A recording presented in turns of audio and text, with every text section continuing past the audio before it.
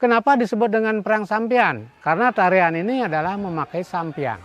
Sampian itu adalah sejenis jaritan daripada janur, bekas-bekas daripada ataupun surudan daripada suatu upacara ataupun suatu sesajen yang disebut dengan dangsil.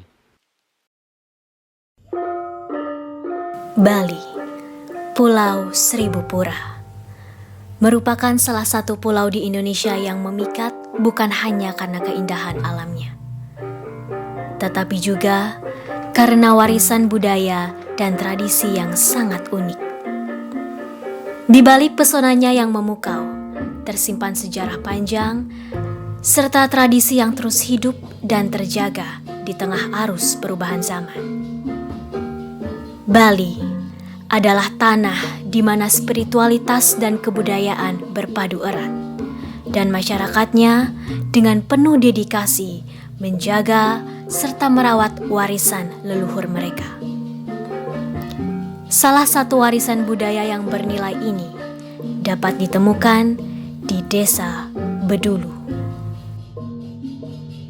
Terletak di Kabupaten Gianyar, Desa Bedulu adalah pusat kebudayaan Bali kuno yang memiliki peranan penting dalam sejarah perkembangan pulau ini. Di desa ini, peninggalan arkeologis dan tradisi keagamaan berpadu secara harmonis, mencerminkan kebijaksanaan serta kedalaman spiritual yang diwariskan dari generasi ke generasi. Desa Bedulu memiliki tradisi dan kebudayaan yang sangat menarik. Di antaranya upacara meped dan melasti yang diadakan setiap 2 tahun sekali, serta tradisi unik yaitu siat sampian.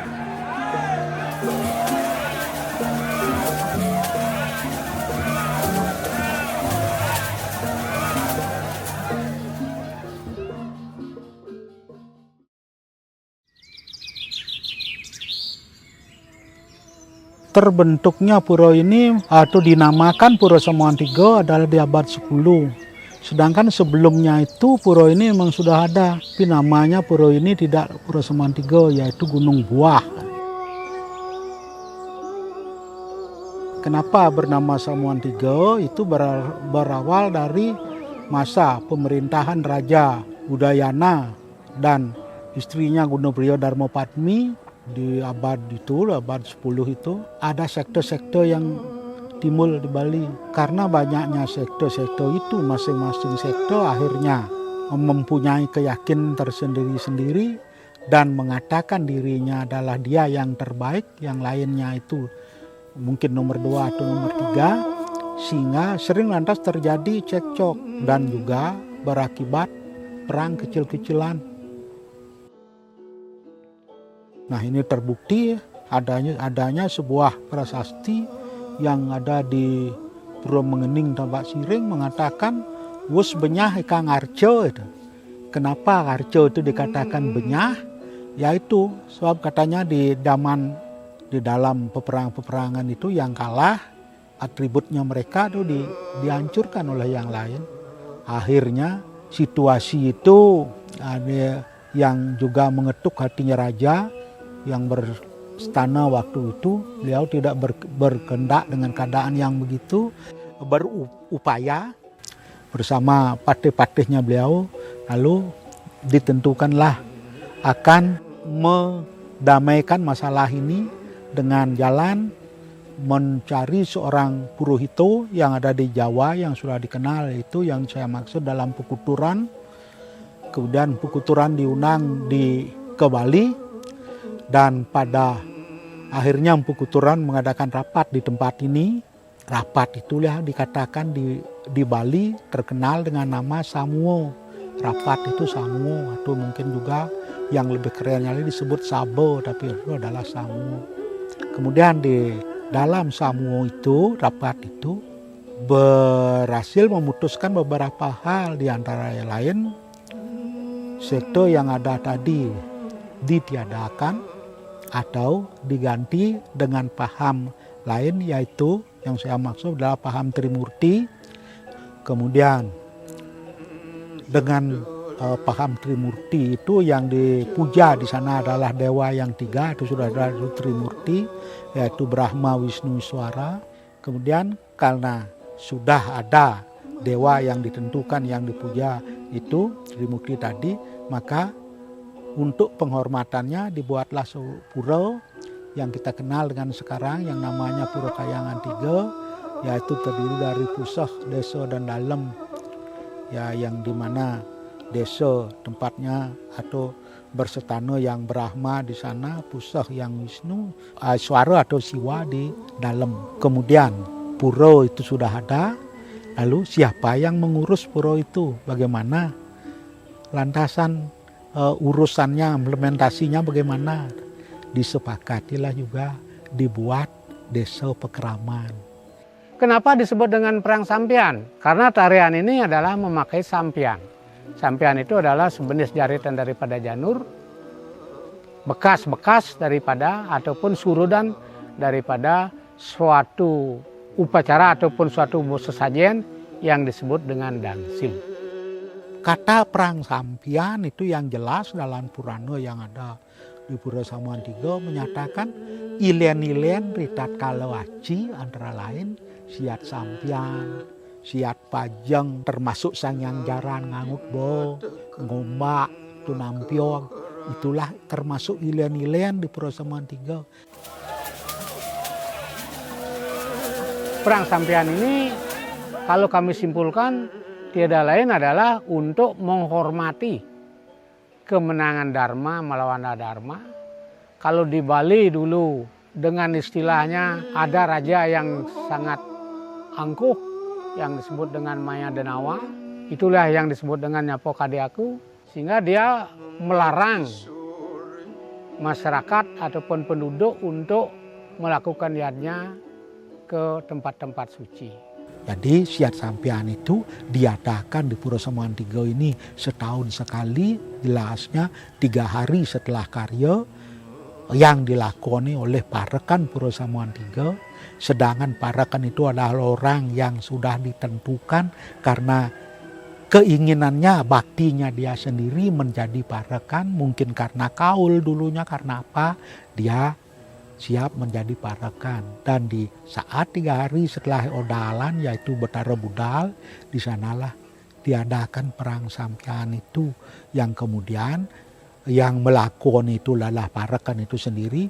Kebetulan jumlah parekan sekarang sudah 400-an. Prosesi daripada perang sampian ini didahului oleh yang dinamakan permas. Dia melakukan purodaksina sebanyak masing-masing tarian 3 kali, mengelilingilah pelinggih-pelinggih di sini. Dan tarian ini dilakukan yang disebut dengan prasabuya ataupun bertentangan dengan jarum jam. Perjalanan itu pertama, permas itu dinamakan ngasap. Berputar 3 kali mengelilingi pelinggih. Yang kedua namanya ngidar buana. 3 kali juga diikuti oleh pemangku, diikuti oleh juga sekekidung yang melakukan ngidar buana. Yang ketiga disebut dengan meguak-guakan. Meguak-guakan ini dipecah. Pertama disebut dengan ngelus gelung ataupun dia ngober, sehingga sentengnya dipakai untuk ngober. Setelah 3 kali dilanjutkan dengan ngancut namanya. Antara satu permas dengan permas yang lainnya saling memegang senteng itu yang dipakai untuk ngayah menari. Setelah selesai meguak-guakan, barulah dilanjutkan bersama-sama oleh parekan. Parekan ini berkumpul di tempat pekalayangan ataupun di Bakan Manggis.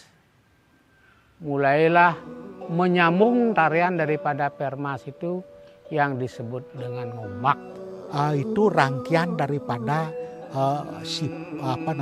pengleburan. Pengleburan dia akan melakoni perang, itulah arenanya atau areal itu disucikan dengan pemangku tadinya ngetis sang toyo berkeliling 3 kali.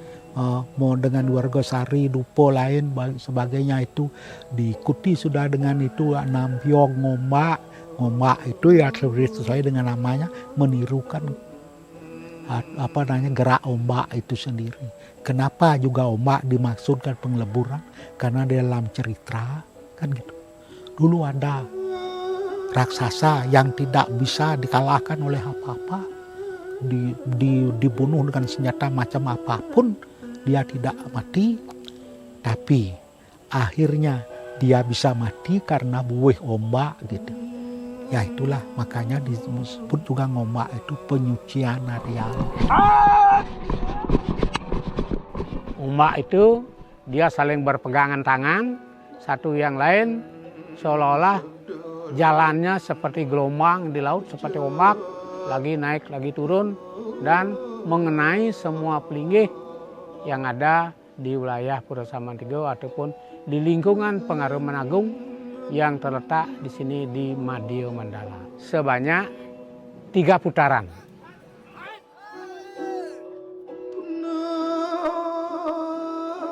Setelah 3 putaran,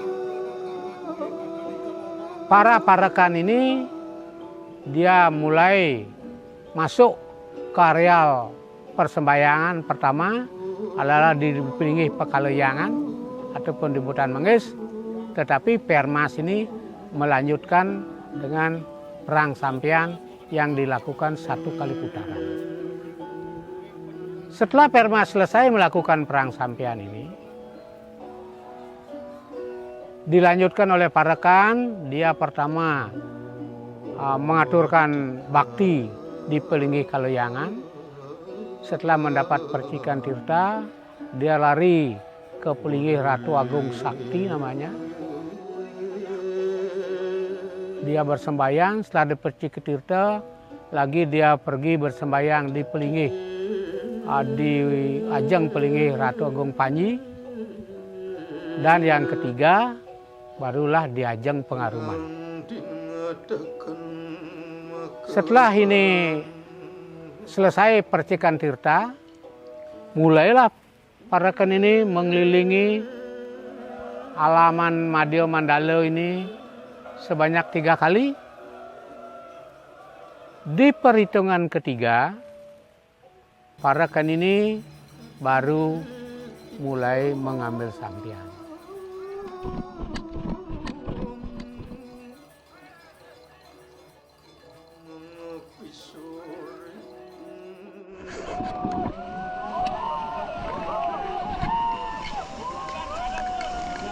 Setelah dia membawa sampian berputar 3 kali, barulah dimulai dengan yang dinamakan perang sampian.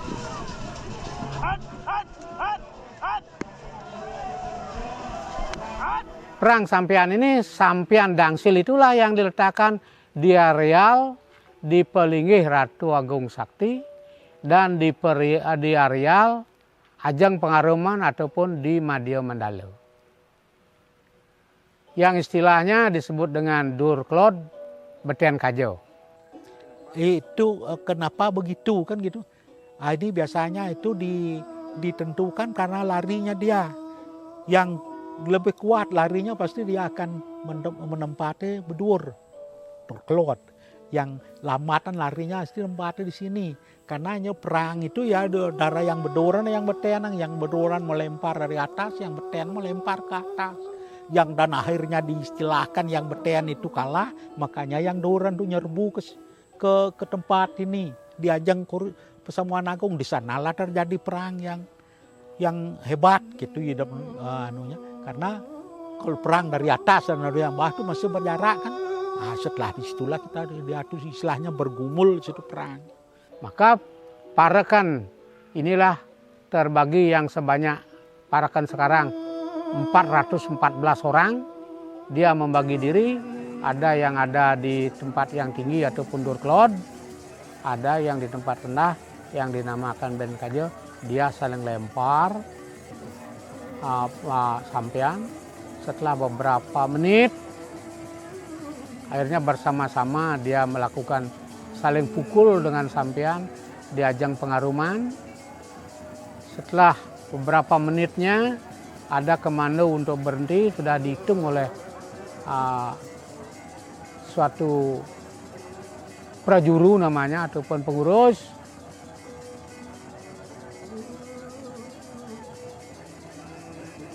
Parakan itu sudah selesai melakukan tarian perang sampeannya, dia mulailah untuk meresek ataupun membersih ke beji.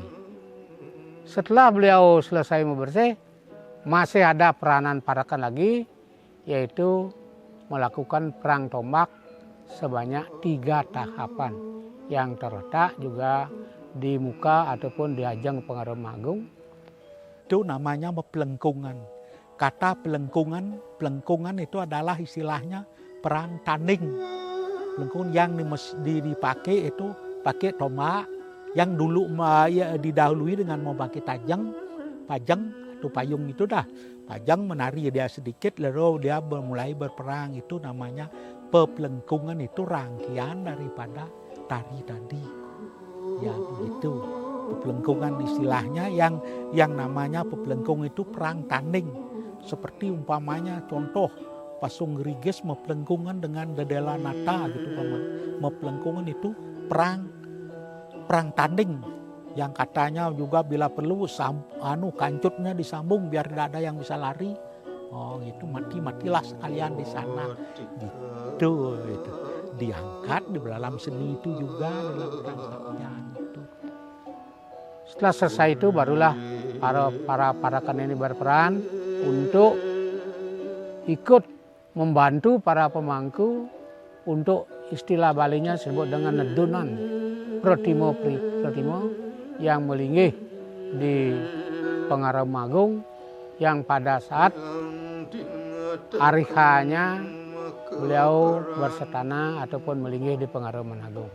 Pada +3 sehingga yang disebut dengan Ratu Mance itu ataupun ratu dari Kahyangan 3 yang lain, beliau akan kembali ke poyogannya. Demikianlah perputaran dari pada parakan ini, dan parakan ini terus berperan dari mulai nyambut karya ataupun mulai pekerjaan upacara odalan sampai selesai yang disebut dengan upacara melis. Dan kami harapkan kepada generasi-generasi muda, mari ikut melestarikan perang sampean ini. Harapan kami ke depan, ya, supaya generasi muda yang kurang pengetahuan tentang ini, janganlah mengatakan sekedar mencari keringat, itu tidak benar. Mari kita lestarikan, mari kita ajarkan. Karena di Bedulu ini mempunyai tarian yang tidak ada menyamai dan tidak kalah pentingnya dengan memperingati kemenangan Dharma dan Adharma.